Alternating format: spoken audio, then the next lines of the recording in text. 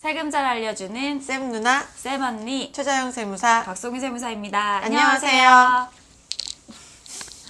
한 달 만에 인사드리게 되었는데요. 지금 아주 중요한 시즌이잖아요. 네, 벌써 이제 19년도 상반기가 다 가고, 네, 벌써 7월이 되었어요. 네, 세금적으로는 이제 이 상반기가 지나면 뭔가 해야 되는 일이 있죠. 네, 바로 부가세 확정신고입니다. 네, 부가가치세 확정신고. 오늘은 그 이야기를 한번 해보려고 하는데요. 먼저 부가가치세가 무엇인지부터 이야기를 한번 해보겠습니다. 부가세가 뭐냐라고 얘기하면 사실 책에서 어마어마하게 나오잖아요. 막 맞아요. 뭐 우리나라는 전 단계 공제법 뭐 이런 거 해.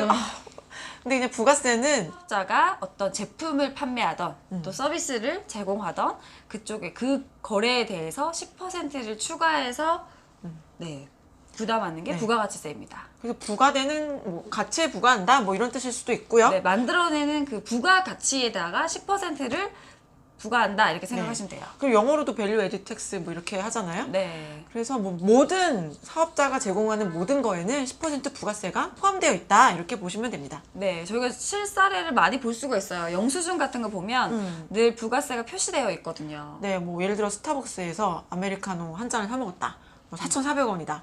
그러면 거기에 4,000원이 스타벅스의 실제 매출이 되고요.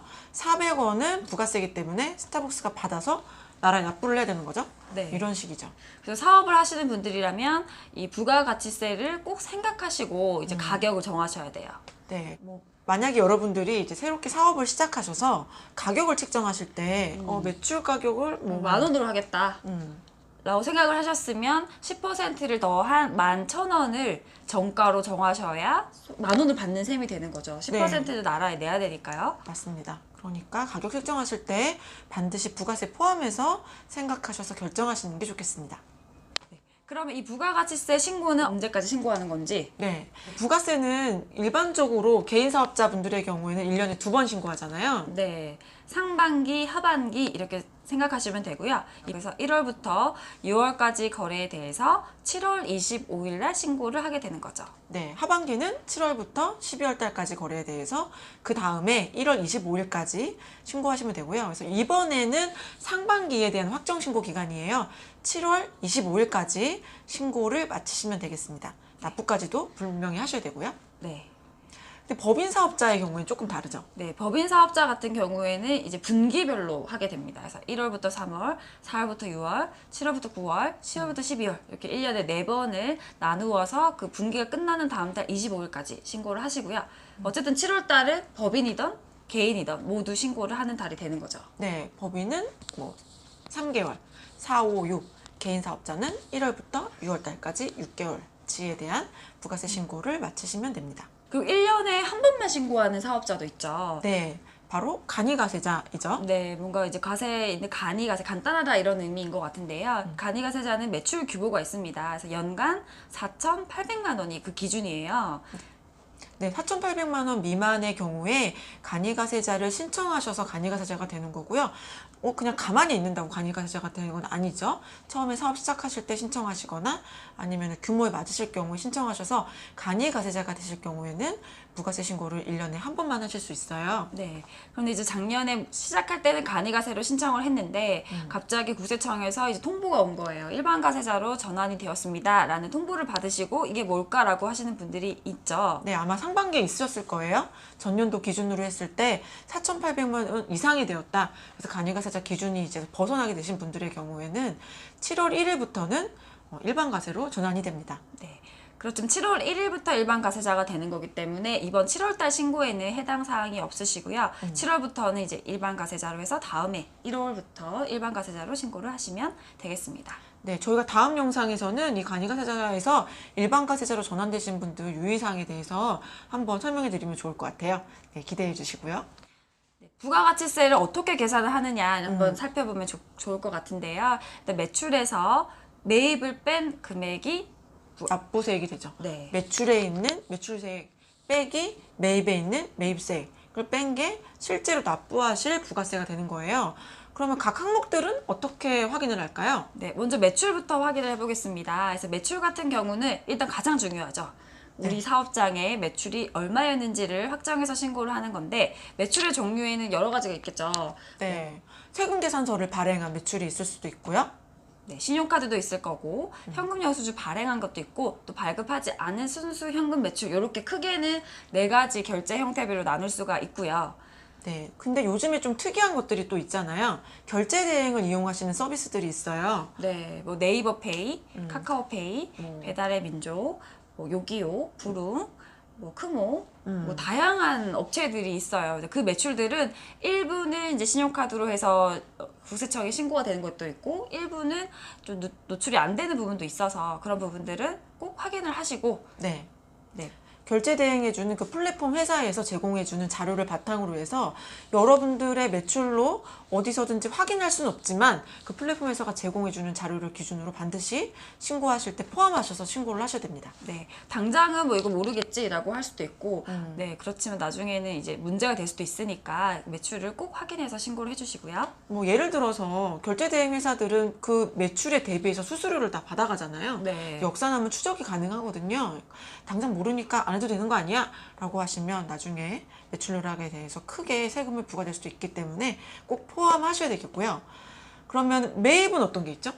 네, 세금 계산서를 받은 매입이 있을 거고, 네, 역시 마찬가지로 카드로 결제한 게 있을 거고, 그리고 현금 영수증 받은 사업자 지출 증빙 이렇게 받은 증빙들이 있을 거예요. 그래서 이 사업에 들어간 뭐 원재료를 사왔다든지 뭐 이렇게 들어간 비용들에 대한 증빙을 꼭 챙기셔서 이 매입세 공제를 받으시면 됩니다. 매입에서 그런데 가끔씩 사업주분들이 놓치시는 것들이 있잖아요. 꼭 놓치면 아까운 것들 한번 챙겨보면 좋을 것 같아요. 네, 어떤 것들이 있을까요? 뭐 가장 기본적으로는 핸드폰.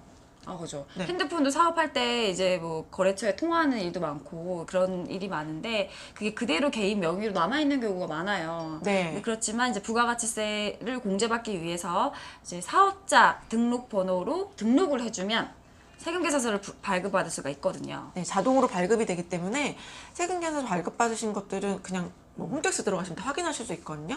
별도로 카드에 들어가가지고 이렇게 안 하셔도 되니까 그런 것들 꼭 챙겨보시면 좋겠고요.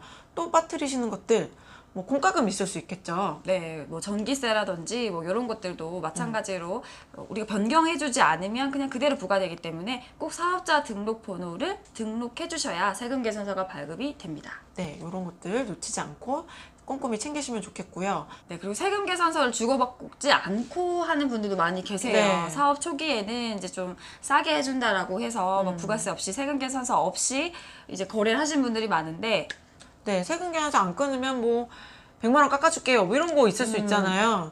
근데 그런 거를 이제 생각해 봤더니 그래도 매입세 공제를 받고 적격 증빙을 받으시는 게 당연히 유리하니까요.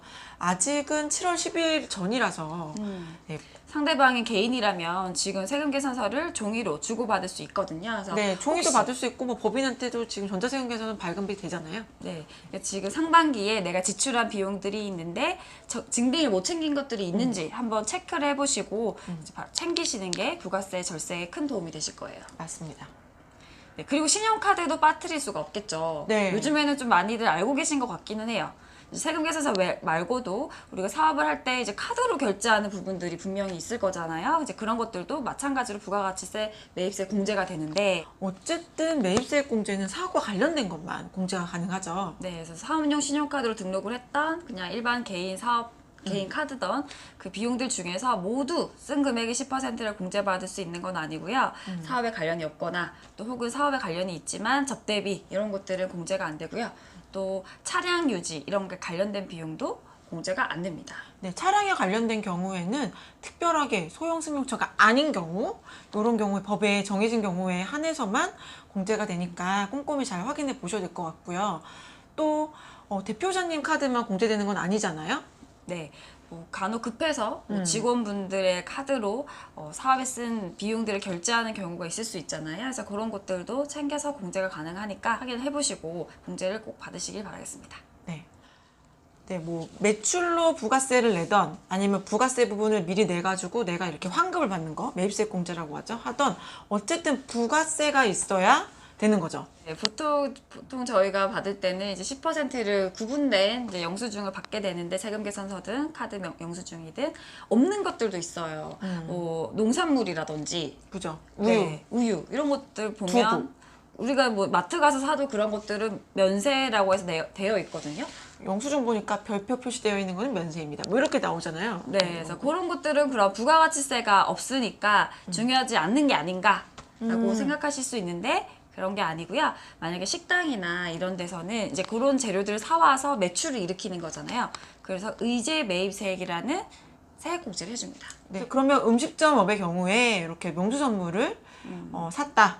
그럴 경우에는 매입세 공제를 해준다는 취지인데요. 방법은 계산서를 꼭 받으셔야 돼요. 네, 저희가 뭐 이체하고 이런 금액만으로는 확인하기 좀 어렵기 때문에 계산서라는 이제 부가가치세 표시가 포함이 안 된 그 계산서를 받아오셔야 거기 금액의 일정 금액, 뭐 108분의 8, 109분의 9, 뭐 이런 식으로 공제를 받으실 수가 있어요. 그래서 그것도 금액이 꽤 크기 때문에 네. 왜냐면 원재료를 많이 사잖아요. 식당 그쵸. 같은 경우. 그래서 그런 거 놓치지 마시고 또 간혹 거래하는 데 중에서 우린 그런 거 안 줘요. 이렇게 하는 분들도 있거든요. 그래서 지금 이제 때 늦기 전에 미리 네. 말씀하셔가지고 계산서를 챙기셔야 됩니다. 네, 의제 매입세 공제 받으시는 분들은 지금이 되게 중요해요. 어쨌든 보통은 결제를 다음 달 초에다 마감을 하잖아요. 그러니까 6월 달까지를 끝으로 생각하시면 부가세 신고 기간까지 기다리시면 안 되고요. 7월 초에 계산서 잘 받아놓으시는 게 중요합니다. 네, 그래서 상반기 매출이나 이런 매입 사온 것들을 생각을 한번 해보시고 증빙이 없으면 아까도 말했지만 꼭 챙겨서 받으시고 그게 부가가치세가 없다고 하더라도 당연히 증빙이 있어야 된다라는 점을 유의해 주시면 될 것 같아요. 네.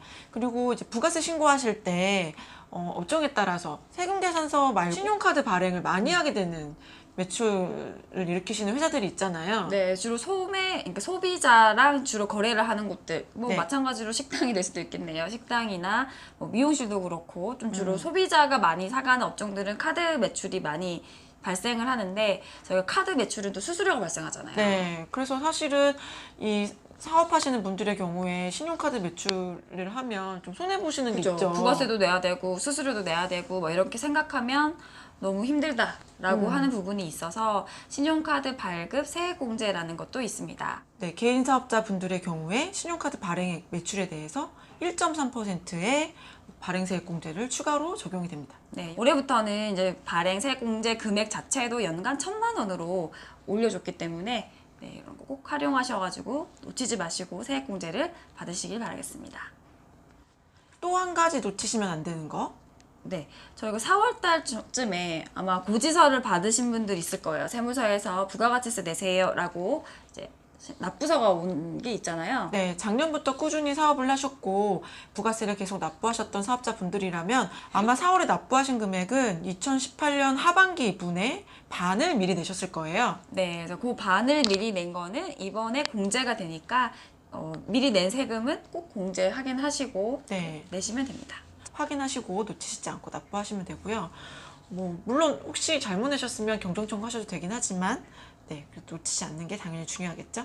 부가가치세는 기본적으로 세금 계산서를 기본으로 하잖아요. 세금 계산서를 발행했거나 세금 계산서를 받았거나 그렇기 때문에 세금 계산서를 주고받으시는 거를 정말 중요하게 생각하셔야 되고요.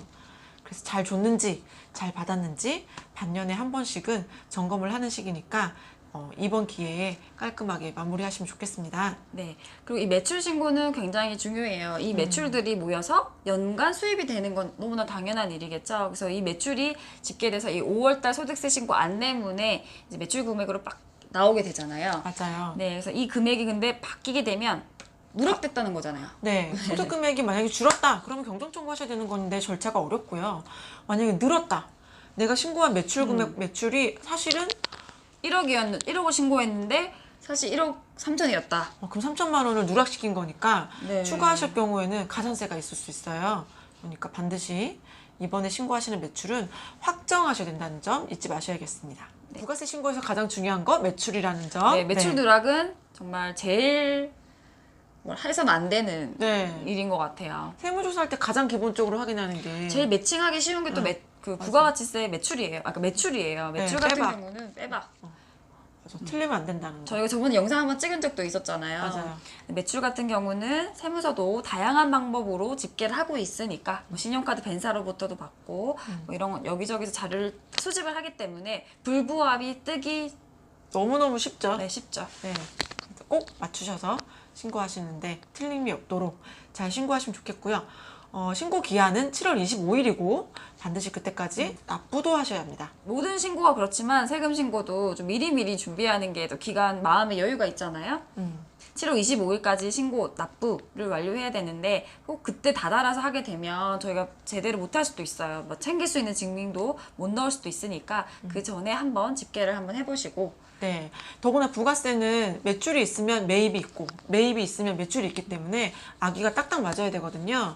그러니까 누구 상대방과 협의를 하거나 확인해야 될 게 있으시면은 빨리빨리 해보시는 게 중요합니다. 상대 쪽에서도 다 뭐 이미 끝났다라고 하면 방법이 없잖아요. 요즘에는 이제 갈수록 홈택스가 더 잘 되어 있어서 이제 신고하시는데 크게 어려움이 없으실 수도 있어요. 다 전자라서 불러오기도 하고요. 그런데 뭐 간혹 뭐 공제 넣는 거라든지 이런 거 좀 헷갈리신다 이런 부분이 있으시거나 뭔가 오류가 나는 것 같다 이럴 경우에는 뭐 저희한테 보내주셔도 되고요. 네, 전문가와 상의하시면 더 정확하게 신고하실 수 있을 것 같네요. 네, 그럼 이제 7월 부가가치세 신고를 준비하면서 오늘 여기 영상을 마치도록 하겠습니다. 저희가 아마 다음 영상은 이곳 말고 네, 저희가 또 이사를 가려고 하고 있거든요. 그래서 네. 이사 간 곳에서 부가가치세 신고를 하도록 하겠습니다. 네, 그러면 다음 영상에서 만나요. 네, 지금까지 세금 잘 알려주는 쌤 누나 쌤언니였습니다. 안녕.